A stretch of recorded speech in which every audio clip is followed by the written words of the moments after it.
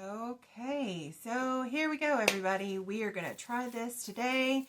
This is the awaited for brownie recipe extravaganza. So I've mentioned in the past few videos, or one of the past few videos, that I had a health issue this summer with some pancreatitis issues and things that are going on, and I have had to come off of all processed foods, ultra processed foods, which, you know, I try to stay away from anyway. But I am trying to go ahead and make things healthier for my family and get my kids in the habit of eating better. So it's been a whole thing. So anyway, granola recipes, all the crazy things you've been watching the past few weeks. If you've been here with me. If you are new, welcome. And so today we are trying a bunch of different brownie recipes that have healthier options in them. So in the first part of this video, you are seeing me prep because I'm going to make all of these at one time. We're going to taste test them off camera, and I'll let you know what my family thought of them. And but I'm just prepping all these veggies that I'm going to need. And I actually prepped way more carrots than I need because I needed them out of my fridge. It was a huge bag, and I ended up making a carrot salad with the leftovers. But here we go. So in the very beginning, we prepped the zucchini, we prepped the carrots, and I basically ended up, since I had the food processor out, I ended up just using the food processor to make pretty much all the brownies. The very last recipe you will see, I do not use the food processor, but it's actually the next morning. So I do end up rinsing it a couple times, but since the flavor profile is pretty much the same, it's chocolate brownies,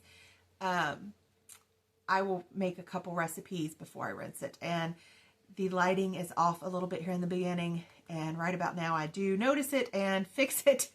So bear with me on the very beginning of this video. Look there, I looked up. Haha, I recognized that the lighting was bad. Go me! Anyway, so we're just putting the ingredients straight into the food processor. And the first one that I'm making is a veggie brownie, and it uses the grated carrots and some spinach, which I believe I'll get out of the fridge here in a minute. I tried to have all the ingredients together since I was making multiple batches at one time, which is why my counter looks like a hot mess, because instead of keeping it nice and clean and open for the video, I was like, oh, let me pull everything I'm going to need for all these ingredients, which most of them use very similar things. So I just pulled everything out. And the angle of the camera, you get to see the big blue bottles of dog medicine because my dog hurt her hip. So there you go. This is real life. This is what it is. So the first recipe, and I'm going to link all these recipes below, and probably more like, I don't know if I'll link them in the order that it's on the video or if I will link them in the order of our favorite, but I will mark them somehow, some way, which ones were our favorite and which ones, there weren't any that we didn't like per se. There was a couple, like the black bean, the texture was different, and so like my son and I are very much texture people. So that was not one of our favorites, but you'll be surprised at what our favorite is. But right now I'm just putting all the carrots, the spinach, coconut oil, and anytime it called for granulated sugar, I used raw cane sugar. That was my substitute. 2 eggs beaten, 2 teaspoons vanilla, 1 cup all-purpose flour, and a 1/4 cup unsweetened cocoa powder, some baking soda and salt into this food processor, letting it mix and incorporate and chop up those veggies just a little bit more. And then we're going to put it in a parchment lined 8x8 pan. So while we are witnessing that, I want to talk about brownies a little bit. I'm always fascinated by the history of food, and brownies is ironically one of my favorite desserts. And I've made a lot of desserts, like I know people love cheesecakes, and like my husband's favorite is chocolate mousse and this, that, and the other, but brownies are seriously one of my favorite desserts ever. And they're very popular with my kids. My kids love taking them to school in their lunch boxes. They like snacking on them. So I thought trying all these recipes at one time would be a good way to figure out which ones we like, because I will be making a few of these again. and B, put a lot of brownies in my freezer for the kids' lunches, and they're healthier, not healthy. So that's why I ended up making them all at one time versus saying, oh, I'm going to try this healthy recipe this week and this healthy recipe that week, blah, blah, blah.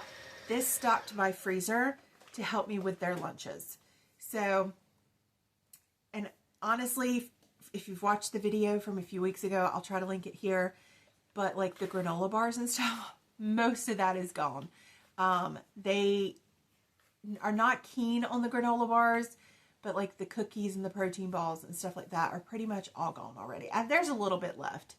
But so it was just in time for me to get these brownies done and in the freezer so that a couple times a week I can pull one out and put in their lunchbox. But I wanted to figure out where brownies came from because, you know, throughout history, chocolate has not exactly been available to the masses. It wasn't until probably the mid to late 1800s, like 1860s, 70s, you started seeing it more. And over in like Great Britain, you would see it here, there, throughout history, but it was usually like hot chocolate for the wealthy. It was not, that was kind of like what they started their day with. It was not something that you had in a lot of cakes and things like that because it was so expensive.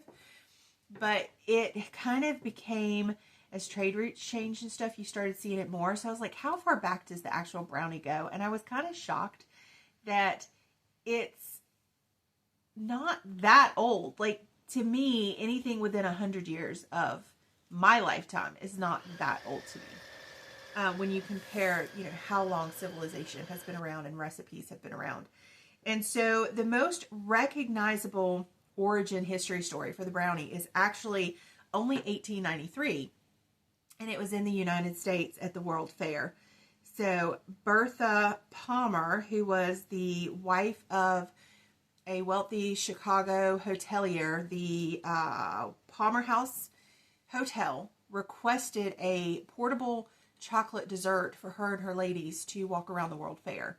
And the chefs at the Palmer House Hotel invented this brownie recipe that had walnuts and an apricot glaze for her and her ladies. And they started serving it at that hotel. And they still serve that today. And I think you can get the recipe from their website. I probably should try it just to see. But since then, it like took off and became very popular in a bunch of different forms. From the dense fudge-like brownies to cake-like brownies to more like in England, the chocolate biscuit type brownies. And by the 1920s, it had kind of pretty much taken off and been established, which is not that long. That's less than a 30-year time span for this dessert to really take off. And but in the 1930s, Betty Crocker and Pillsbury came on the scene with boxed brownie kits, and so it became super easy and affordable for housewives and moms and stuff to whip them up, and so they became super popular dessert. So I found that super interesting. And in the meantime, I have apparently moved on to another recipe, and I believe these are the hidden veggie brownies, which used a cup of that grated zucchini that we did before and unsweetened applesauce, which of course I used my homemade applesauce and I needed to use it up from previous cooking like 2 weeks ago. This one also used Greek yogurt, which I had some on hand from recipes from last week, and egg, vanilla, and honey or maple syrup. I used maple syrup since I had it out, and I'm trying to reserve some of my honey because now I've started drinking it in my coffee, so I'm going through my honey rather quickly.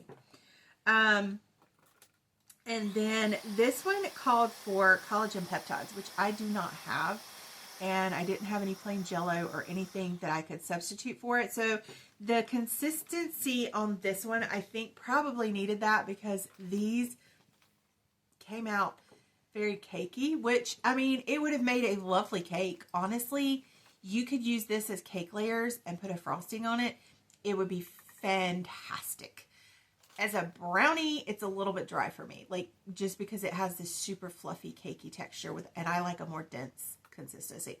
So I might try this as a cake, honestly. But I have a feeling if you were to put the gelatin or the collagen peptides in this recipe, it may have come out more of a brownie consistency, but the taste was phenomenal. It also had the baking soda, salt, and I did put the cinnamon, which was optional, and chocolate chips. So it was a very good recipe. But like I said, the texture on this one, for me, is what made it not our favorite. Here I go with the cinnamon. I had to go get it. Some of these I have fast forwarded, and some of them I've kind of left alone. Each recipe, honestly, only takes about 5 minutes to put together, especially since I had all the ingredients out. I think getting all the ingredients out to make these is probably takes just as long as putting them together. I mean, brownies are like, how can you not love brownies? Brownies are amazing. They really are. They're so easy. They're quick. Cleanup's not bad. I mean, you can make them in a food processor or a blender, for heaven's sake. Like, what's not to love? And actually, I made the last recipe. I ran out of time. And so I got up the next morning, took the kids to school, and came home and made the last recipe. And I made it in a bowl with my immersion blender. Like, you don't really need anything to make brownies. You could just use a spoon in a bowl. The only reason why I had to use the blender or the immersion blender is because I'm working with vegetables and things that needed to be chopped up more. But brownies themselves, you really could just use a bowl. That's why I love this dessert. Like, and it's chocolate. Like, who doesn't love chocolate? Does it look like I don't like chocolate? I mean, come on.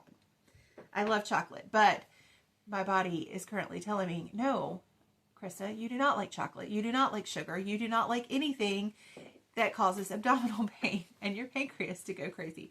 So you have to have healthy chocolate. So that's what we're trying. But my kids loved them. Like, it did not bother them that it had vegetables in them. They were like, no, this is cool. I was like, great, fantastic. Who doesn't like it when your teens and preteens eat vegetables without complaint, even if it's in a brownie? So we have moved on to another recipe. And I am having to watch this one to figure out. I probably should have wrote down what order I did these, so when I came back to do the voiceover, I would know what I was doing.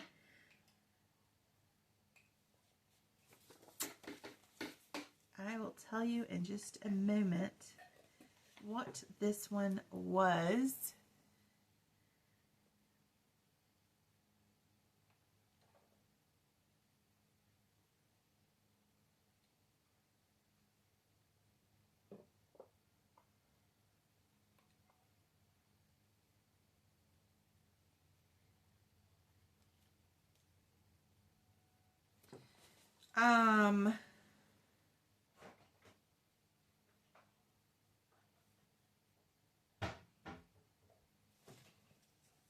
I actually don't know because I don't see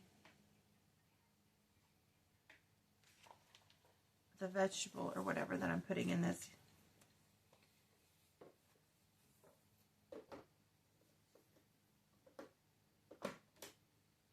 What did I do?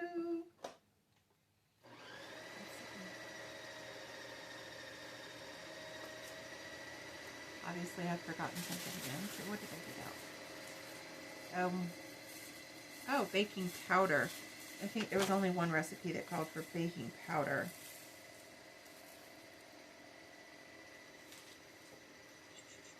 So this must have been the black bean brownies. That's probably what it was, and I just missed. I missed dumping the washed black beans in because it wasn't a can. That's what it was. So this is the black bean brownies. Now I did not do. There was a couple that called for quick cooking oats as a substitute for the flour. And because I was already using my processor to make these things, I didn't want to clean it out and chop up the oats to make the flour. So I did substitute the regular all-purpose flour because I already had it out. And I felt like in this experiment, just trying to see how these flavors and stuff combined, that would be okay because it made everything a little bit more of a level playing field. But like if this black bean brownie was a favorite, I would probably make it again by itself with the quick cooking oats to see if it changed it for us, but I will not be making this one again. We did not, this was one of the few that we did not like. It was very dry.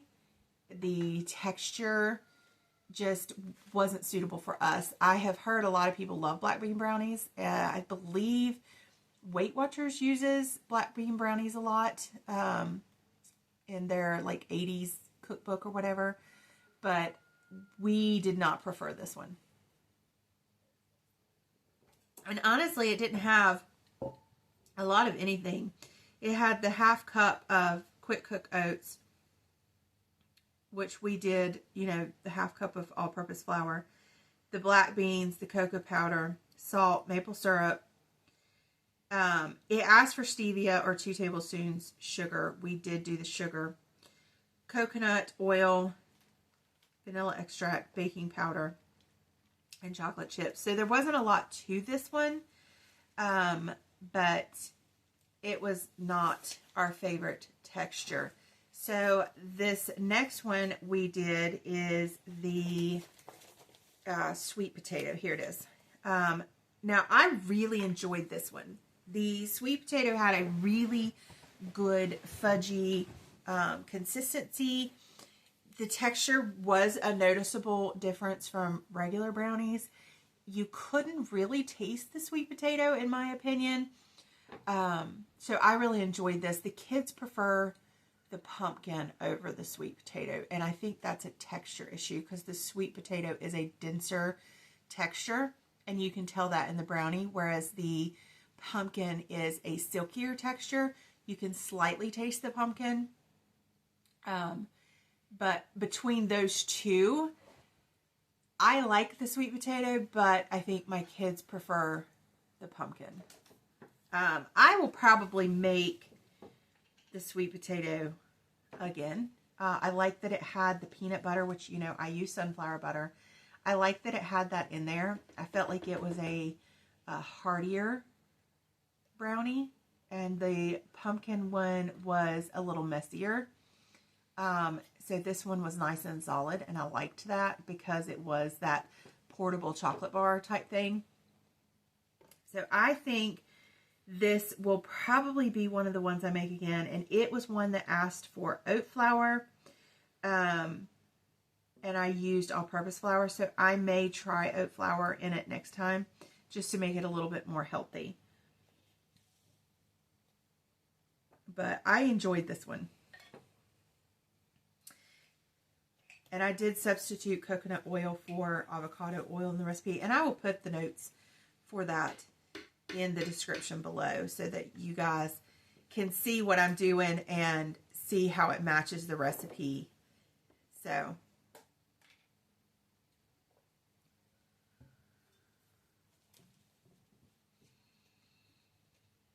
and anything, of course, that calls for pecans or walnuts, I know those are fantastic in brownies. I can't eat them, so I never add them. But, so, I mean, it's been, oh goodness, how long has it been? 16, 17 years since I've had nuts of any kind. So I don't really miss that texture. When I need that texture, I will do sunflower seeds or pepitas, which is pumpkin seeds. So that's why I use like sunflower butter anytime there's it requests peanut butter. So I don't miss the texture of the walnuts in the brownies because I haven't had brownies with that texture in, you know, almost 2 decades. So I will leave, again, the original recipes and it'll say it. And so if you like those, you will see where to put those in at. I probably should have sped up all of these, but, you know, I thought that might get a little boring just watching a little mouse zip around. I guess you couldn't call me a little mouse. Maybe a big rat. I don't know. Flipping around my kitchen. With a laundry basket behind me full of vegetables because here on the farm, that is how we roll. If we need to pick vegetables and we can't find an empty crate or an empty hopper because they're all full of vegetables, we'll grab a laundry basket. That is what happens. And it sits in my floor until I process all those produce. It is what it is. You'll never know what you'll find in my kitchen. It just happens. I'm trying to think what I have in there right now. Actually, it's not too bad right now. I'm looking over there, and I only have 2 crates on the floor, and one is tomatoes that I need to roast for some soup, and the other is, it's got like 2 baskets, and it's like some eggplant, cherry tomatoes, and peppers. So, not terrible. It's been much worse over the summer. I have so much produce that I just could not get to, that I just processed for the freezer, because there are certain things you have to do to get produce ready for the freezer. But I have so many tomatoes in the freezer and so much corn in the freezer, and scuppernong and muscadine grapes in the freezer. I need to process all that. So maybe trying to get through fall.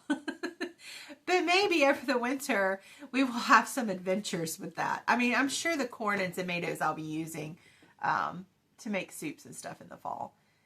I know I've already started on processing to make soups. So I'm sure some of that will get used. But the grapes and other things, we might need to have some adventures at a later date.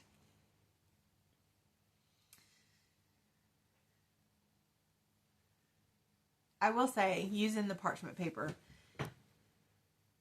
definitely do that. Especially if you're making more than one batch, because I needed to be able to lift that parchment paper out so I could reuse my pans. I only have 4 8x8s, 9x9s. Hi, kitty cat. So I definitely needed to reuse those.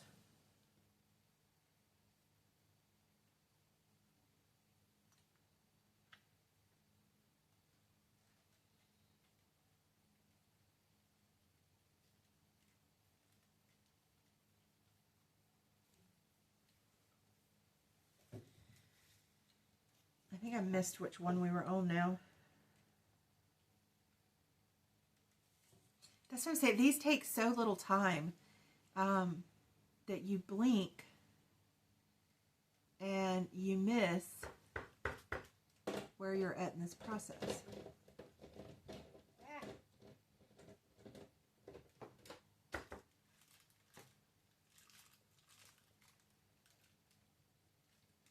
So this is still the sweet potato. Okay.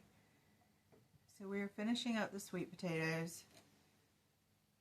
This was a very, very thick batter, and I did not smooth it out on top as much as I should have. I thought it would kind of like bake down. It did not. So this next one is actually one of my favorite. Okay, Kitty, you've got to go. This next one is actually one of my favorite, and it is the... Where'd it go?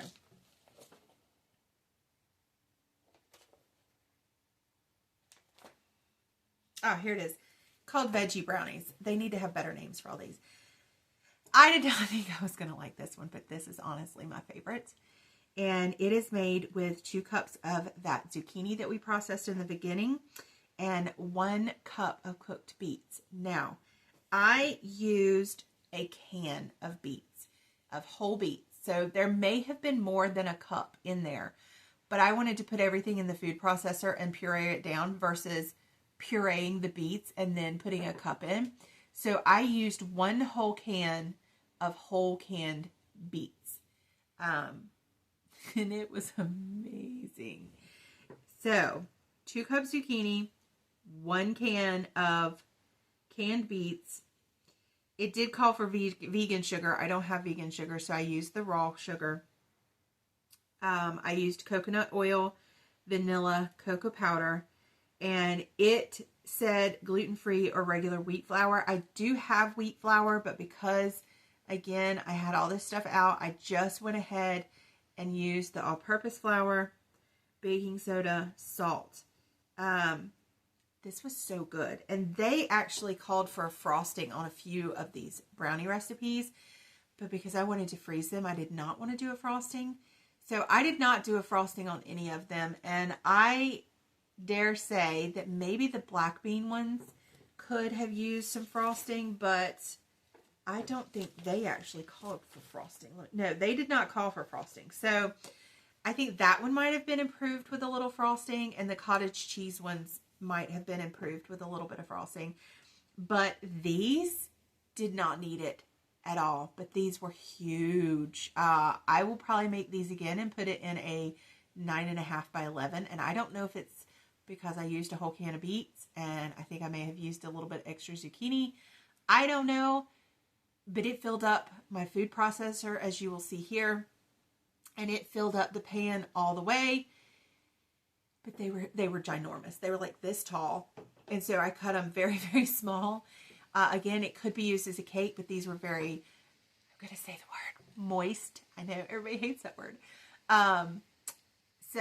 And they just had an amazing flavor, and I didn't taste beets. And I hate beets. Like, the only way I will eat beets is if I roast them, because it caramelizes the sugars and makes them sweeter. But beets to me kind of have that dirt iron taste, like liver. I need it. I am very, very low iron and anemic. So the fact that I got a whole can of beets in these brownies made me super happy. I ate these. Like, not the whole pan, obviously. But that first day when we had them all out for everyone to taste test through, the comings and goings, I think I ate 2 or 3 of these myself out of this pan over the first few days. This is the recipe I kept out of the freezer for us to snack on first, because it was by far my favorite. It was not everybody else's favorite. It was definitely my favorite, though. So I kept these out, and they were so good. You have to make these. But I will be making it again, just like this. And I will use a 9.5 by 11 pan. So that way they're thinner, and it'll take them less time to cook, because these did take forever to cook, way longer than they should have. And I think the very, very center may not have been quite done. I had to leave. My husband pulled them out for me after I left. It was so good. So good. And I wasn't exactly worried about them being a little undercooked in the center, because there was no eggs or anything in it. So, I mean, it was just vegetables and chocolate. That sounds so weird to say together, but it was vegetables and chocolate. It makes me want to, like, take a whole beet and roast it and dip it in chocolate and see what happens. I don't know. I won't. So we've moved on to the next one, and the next one is the pumpkin brownies. So, and these came out really good. I think my son may have liked them better than my daughter, because she is a little iffy when she can taste that peanut butter taste. She's not a fan. And these did have peanut butter. So, which, aka sunflower butter in our case. Maple syrup, canned pumpkin puree, which I think I used a little bit more pumpkin than I probably should have. So, vanilla, cocoa powder, ground flaxseed, which I had from making all the granola and stuff, and I actually like using that. So it had 2 tablespoons of ground flaxseed, and that was the only, like, really dry ingredient there was. Baking soda, sea salt, chocolate chips. So these were very, very wet and fudgy and messy. So that is the one thing I said earlier, that the pumpkin ones were messier versus the sweet potatoes, which held together and were a little bit drier. So I preferred the sweet potatoes overall. And maybe what I'll do is make the sweet potato brownie, but substitute the pumpkin and see if that changes things. Because it may have just been that this had no flour in it. So it was a very wet brownie. If you like fudgy brownies, this would definitely be the one. This was probably the fudgiest out of all of them.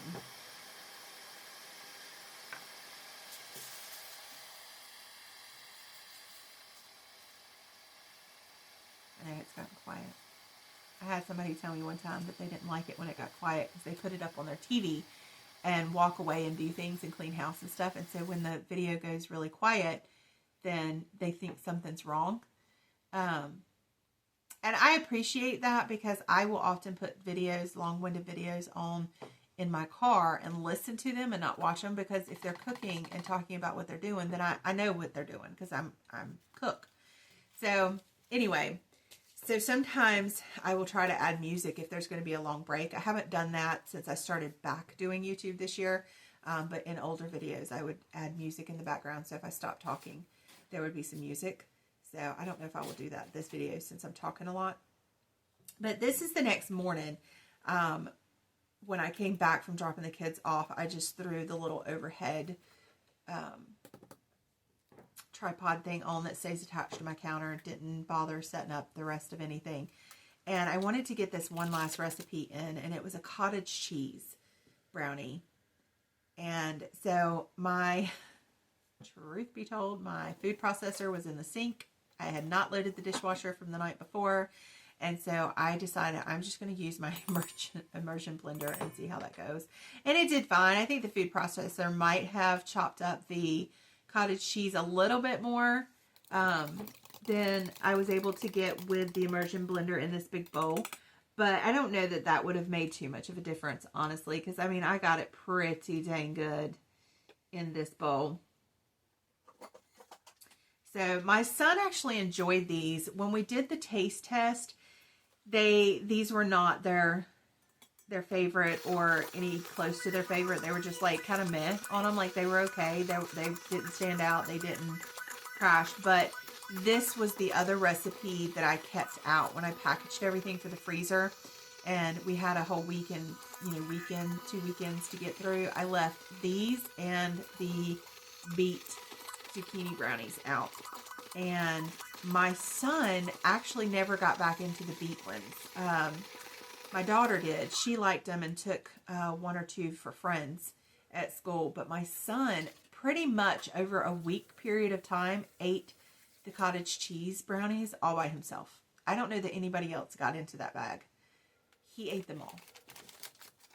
So, and then I pulled out for this week, I pulled out the carrot and spinach ones.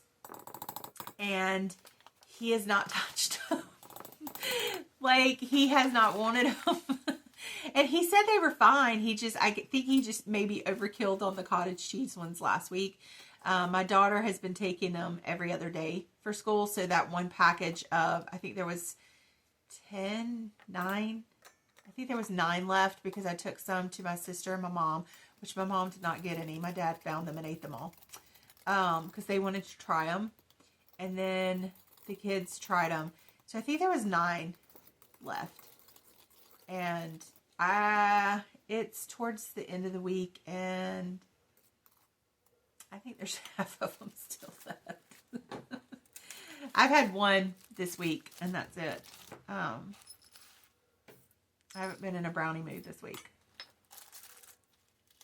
I've been in a pumpkin mood this week. Which is good because I've been making pumpkin stuff. Which will be in a future video. And soups. I've been making a lot of soups, which will be also in a future video. This was another one of those super thick recipes that was hard to spread, hard to smooth out. And I don't like that. That was the same way with the black bean one as well. And the sweet potato one. I did like the crumbled sea salt on top of these though.